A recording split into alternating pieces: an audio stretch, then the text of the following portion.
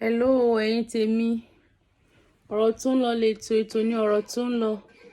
Èmi náà ni olórí Abímbọ́lá. Ọ̀rọ̀ Nàìjíríà ó ga. Ẹ wo ọlọ́pàá tí ò bá rán arákùnrin ẹni ẹlẹ́ni ọmọ ọlọ́mọ kan ní ọ̀run àrèmábọ̀ lánàá Azeez Ijàdùadé.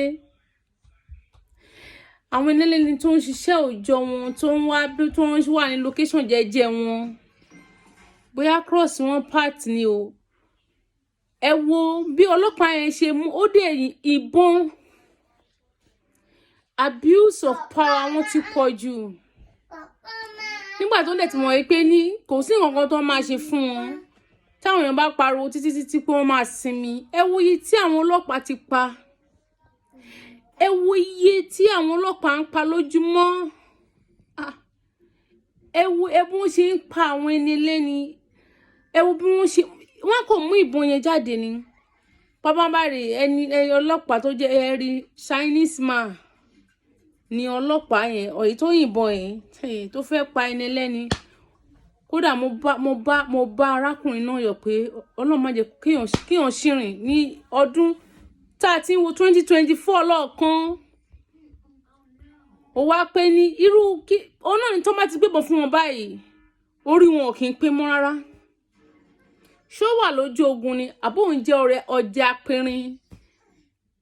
Para tó ṣe báyìí ìbọn yẹn ó yìn lu Azeez Ijàdùadé ni. Chinese man ni wọ́n ní kó máa ṣọ́ Chinese man. Ẹ wo kò tiẹ̀ ṣe gbọ́ rádaràda gbáà ní Nàìjíríà. Àwọn ọlọ́pàá tó yẹ kó máa ṣọ́ àwọn ará ìlú nígbà tí wọ́n lè ṣọ́ àwọn ará ìlú tó ń pa àwọn ará ìlú títí wọn níbi torí wọn ò ti pé torí wọn ò pé rárá. Wọ́n fi ṣe bọ̀ìbọ̀ì fún àwọn Chinese àwọn Indians tó wá ti wá sí Nàìjíríà. Àwọn ọlọ́pàá Nàìjíríà náà ló ń ṣọ́ wọn. Ọ̀rọ̀ ń wọ̀lú. Àwọn ọlọ́pàá Nàìjà ni wọ́n ti wá gbà fún wọn pé kó máa ṣọ́ wọn káàkiri. Ó ti torí pé òun ṣọ́ àtọ̀húnrìn wá òun ṣọ́ àwọn tó wá láti ìlú títí wọn tí wọ́n detail rẹ̀ síbẹ̀.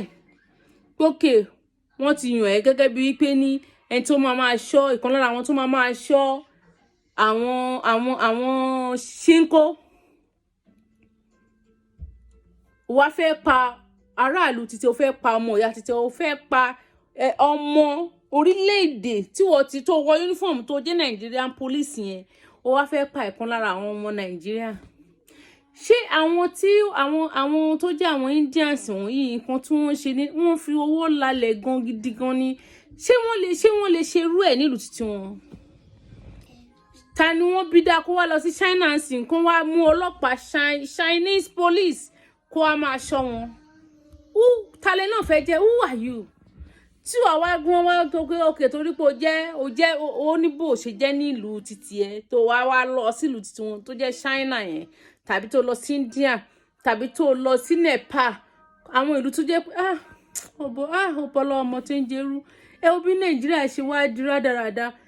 Ṣé yàn lè lọ sílùú títí wọn kún wá yan àwọn ọlọ́pàá Chinese police because eléyìí àti Nàìjíríà ló ti wá personality ẹ̀ ó ga gan. Ó yá ẹ̀yin ọlọ́pàá ẹ̀yin Chinese police wọ́n wá yàn fún wọ́n ti detail rẹ̀ síbẹ̀ pé àwọn tó máa ṣọ́lé ṣó possible.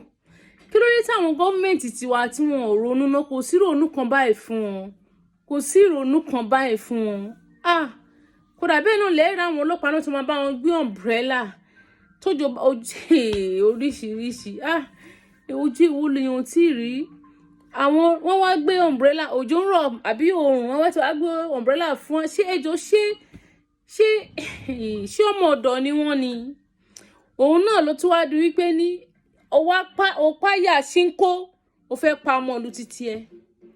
Ó páyà ṣínkó níbi tó páyà ṣínkó dé níbi tí ẹ ti di bọ̀ìbọ̀ì dé.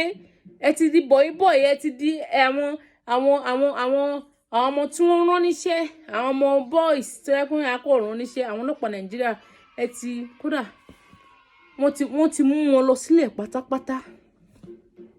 Mi lè mú ìmọ̀ àpàwé tí mo lè fi wé ìtìjú burúkú. Ó wá torí àwọn ẹni tí wọ́n detail sọ́dọ̀ ẹ̀ pé kó máa ṣọ́ ó wá fẹ́ pa ọmọ ìlú títí ẹ. Ṣé wọ́n wọ wèrè ni? ìgbà tó má dẹ̀ tí mo mú kú mu orí wọn ò kí ń pé ó wá tójú ìbọn sí ọmọ ìlú títí ẹ ó yìnbọn fún kólà at very close range.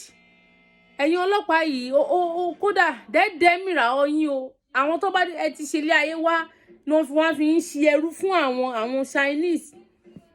Ṣé yín lè ṣerú ẹ̀ nílùú títí wọn? Mi ìrírú eléèrí owó ga ìlú wo ẹ wá lọ ìmù ní Ghana ń bẹ̀yẹn gan má ti ṣe ká ṣẹ̀sùn sí ṣé ó possible. Àwọn wá láti ìlú títí wọn nígbà tó máa fi yín tó máa ń lo àwọn tó ń gbà sí àwọn companies wọn tí wọ́n lò wọ́n bí ẹrú. Àwọn pípù yẹn kò sẹ́ni tó máa gbẹ́jọ́ wọn àìmọye ló ti ń ṣẹlẹ̀ ní Nàìjíríà tó jẹ́ wípé ní kódà nǹkan tó yani lẹ́nu ni.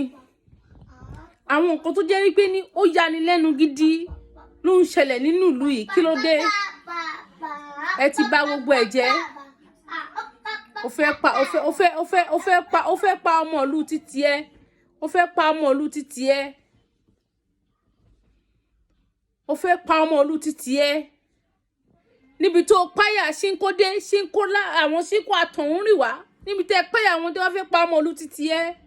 Ìwọ ọlọ́pàá yìí. Ó fẹ́ pa ọmọ ìlú títí ẹ kò dẹ̀ kẹ́ tó má ti lè gbé ìbọn bá ìbọn nìkan ni.